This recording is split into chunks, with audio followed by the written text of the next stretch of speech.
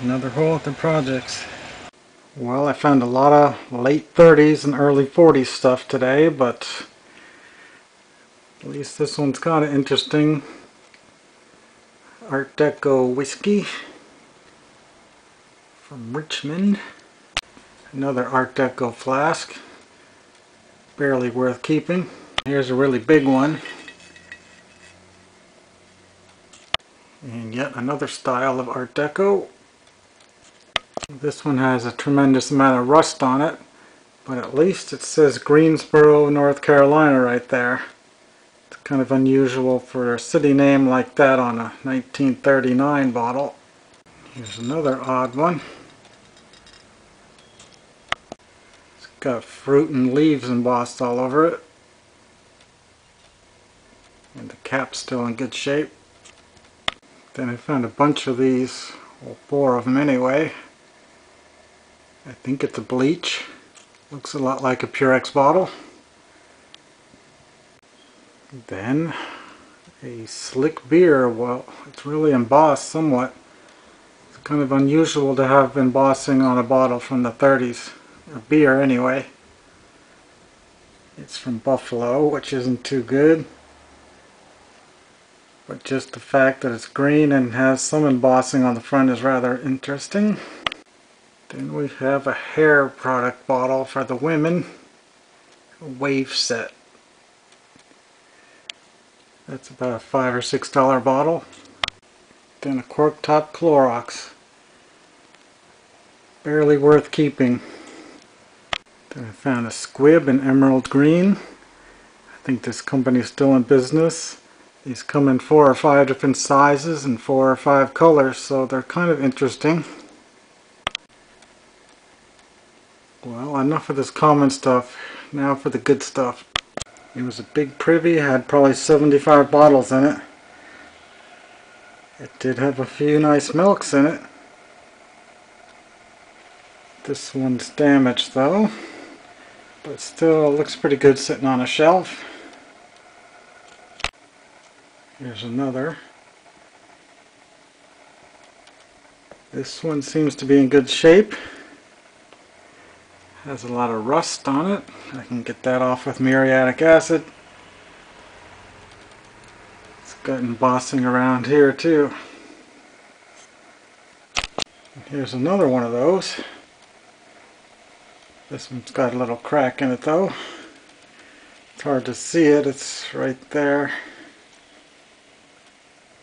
Still displays good. Then I got a Wooten Stary. Unfortunately the paint is not very good anymore. Alright, I found this one. Unfortunately the paint peeled off a bit when I washed it. It does say McCoy from Kinston, NC. And then of course a debossed Dr. Pepper. Mint condition with not much wear on it, but it's only from Dallas, Texas. Why did that make it all the way to Kinston, North Carolina? Then I found a pair of White House vinegar cruets. They're both in good shape. And then I found a pair of these Milk of Magnesias. Pretty common, but they're a good looking bottle. And I found this colorful coffee pot. Pretty rusty. I don't know if I can clean it up enough to make it sellable. So that one big hole is all I could dig the first day because of all the rain that I had to sit around and wait for it to stop, and it was 7 o'clock by the time I finished. And here is from day 2, first Privy. A Kinston Chiro Cola. I don't think I've ever found one of these from Kinston yet. But of course it has that hairline crack going through it. And a bruise. Then I found a nice looking 1915 with the really crude embossing. And the bottom of it is also crude. Even more so. That's a very crude embossing there.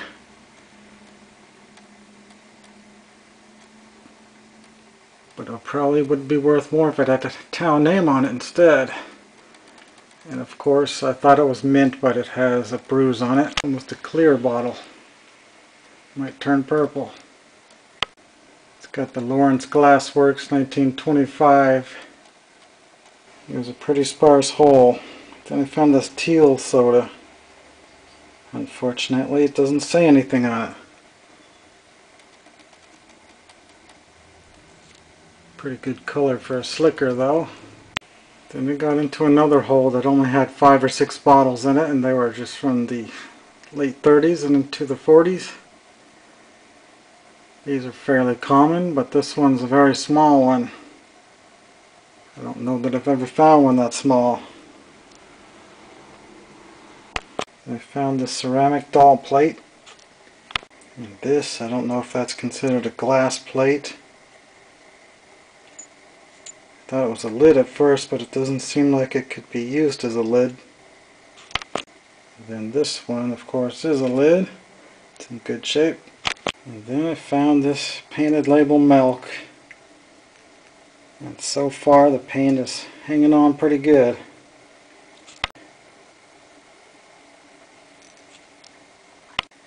And then on the way home I went through Goldsboro and checked a few spots.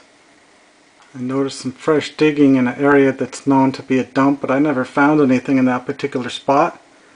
But I saw the tip of this bottle sticking out of the mud, and I just started pulling on it, and I could tell it was a whole bottle.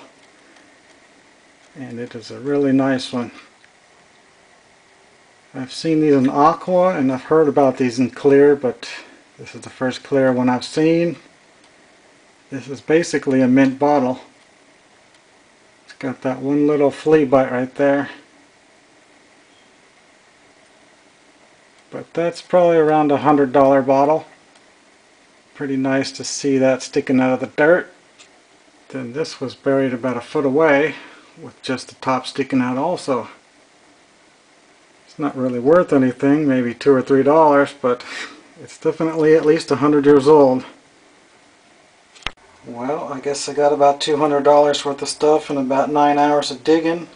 Wasted a lot of time waiting for the rain to stop, but overall I can't complain about what I came home with.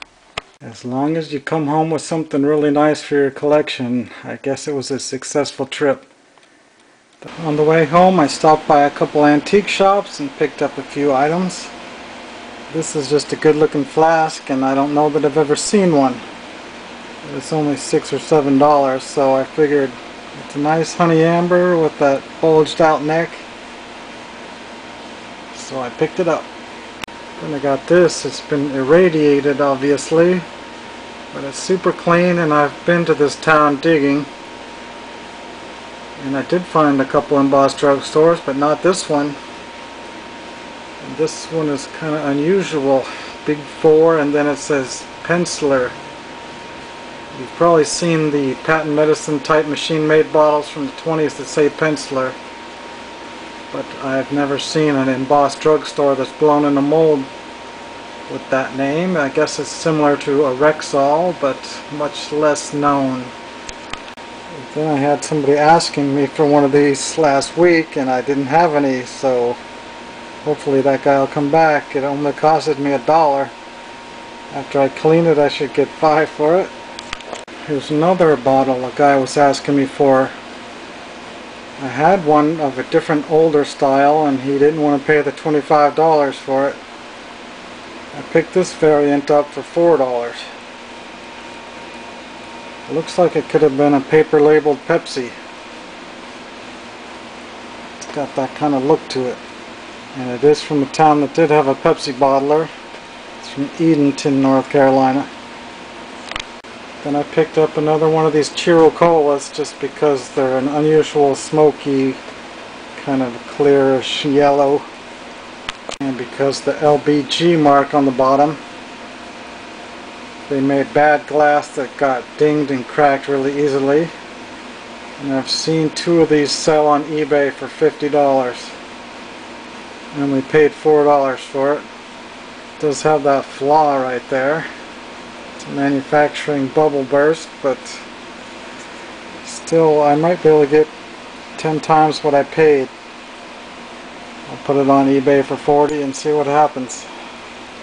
Has no city listing. Well, I'll see you next time.